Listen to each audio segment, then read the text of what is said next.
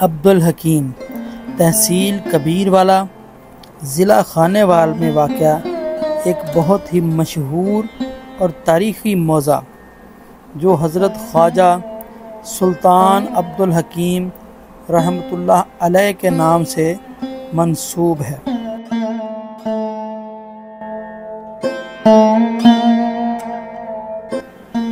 آپ کی ولادت باسعادت مغل شہنشاہ جہانگیر کے عہد حکومت کے ایام میں ہوئی۔ والد محترم کا نام حضرت خواجہ غلام علی رحمۃ اللہ علیہ اور دادا محترم کا نام اللہ جوایا تھا۔ آپ کے آباء و اجداد کا تعلق پیر سلطان کروڑی سے تھا اور ان کے مزارات بھی وہیں پر ہیں۔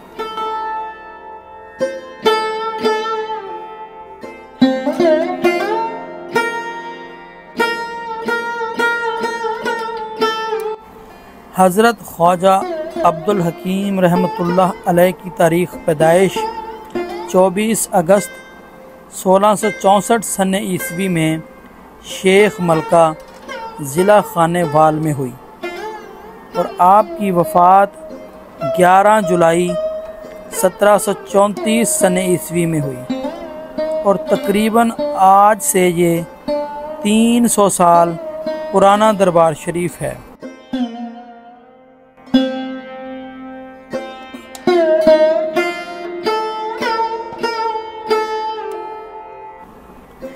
مغلیہ دور میں ایک عظیم الشان مسجد تعمیر ہوئی اور مسجد کا قبلہ رخ جو تھا وہ ٹیڑھا ہو گیا۔ مسجد کو شہید کر کے دوبارہ بنوانے کے علاوہ اور کوئی چارہ نہ تھا۔ تاہم متفقہ فیصلہ ہوا کہ کسی صاحب کشف بزرگ سے رابطہ کیا جائے۔ دہلی میں ایک مجذوب شخص جو صاحب بزرگ بھی تھے وہ رہتے تھے۔ جب ان سے رابطہ کیا گیا تو انہوں نے حضرت عبدالحکیم رحمۃ اللہ علیہ کی طرف اشارہ دیا۔ اس وقت حضرت خواجہ عبدالحکیم رحمۃ اللہ علیہ تلمبہ کے نزدیک دریائے راوی کے کنارے پر رہائش پذیر تھے اور وہیں پر دھوبی کا کام کرتے تھے۔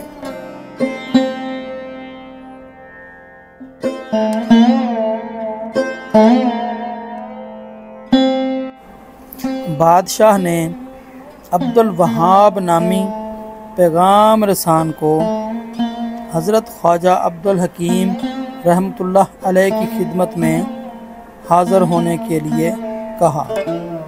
وہ پیغام رسان کئی دنوں کی مسافت طے کر کے آپ کی خدمت میں حاضر ہوا اور اپنا مدعا بیان فرمایا۔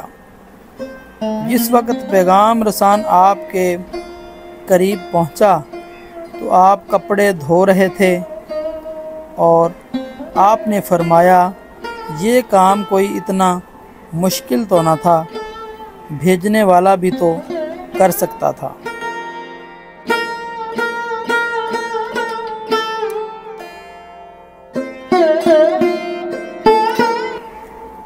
آپ جو کپڑا دھو رہے تھے آپ نے وہ کپڑا دھو کر اس کو نچوڑا اور فرمایا کہ جاؤ مسجد سیدھی ہو گئی ہے۔ پیغام رسان نے وہ وقت اور تاریخ نوٹ کر لی اور واپس دہلی چلا گیا۔ جب واپس دہلی پہنچ کر دریافت کیا تو پتہ چلا کہ واقعی فلاں تاریخ اور فلاں وقت کو مسجد کا قبلہ خود بخود درست ہو گیا تھا۔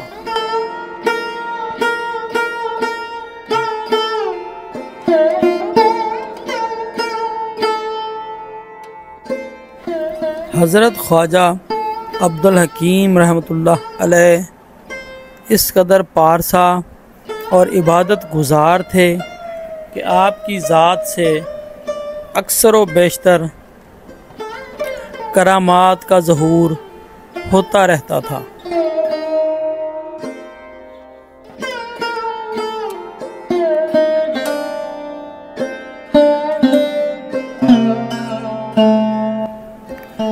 ان دنوں میں یہ علاقے ملتان میں آتے تھے۔ ملتان جو کہ ہندوازم کا گڑھ سمجھا جاتا تھا، اور سورج دیوتا کا سب سے بڑا مندر بھی ملتان میں ہی تھا۔ اس بستی کا نام اور اس کی ملکیت جو تھی ایک سرو خاندان کی نیک اور پارسا عورت، یہ اس کی ملکیت میں تھا، اور وہ بے اولاد تھی۔ حضرت خواجہ عبدالحکیم رحمۃ اللہ علیہ کی دعا سے وہ خاتون صاحب اولاد ہو گئی، اور اس نے محبت اور عقیدت میں آ کر تمام یہ جو علاقہ تھا اس کی ملکیت میں تھا وہ حضرت خواجہ عبدالحکیم رحمۃ اللہ علیہ کو تحفے میں دے دیا۔ اور وقت گزرتا گیا، وقت گزرنے کے ساتھ ساتھ آپ کی اس قدر شہرت میں اضافہ ہو گیا کہ یہ علاقے آپ کے نام سے مشہور ہو گئے، اور آج بھی اس 300 سال گزر جانے کے باوجود اس علاقے کا نام عبدالحکیم ہے۔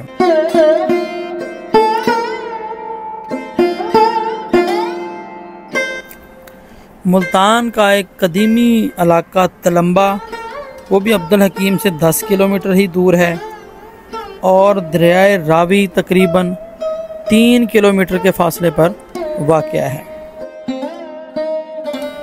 اس کے ساتھ ہی ہمیں دیجیے گا اجازت، انشاءاللہ نیکسٹ ایپیسوڈ کے ساتھ پھر حاضر ہوں گے۔ اللہ حافظ۔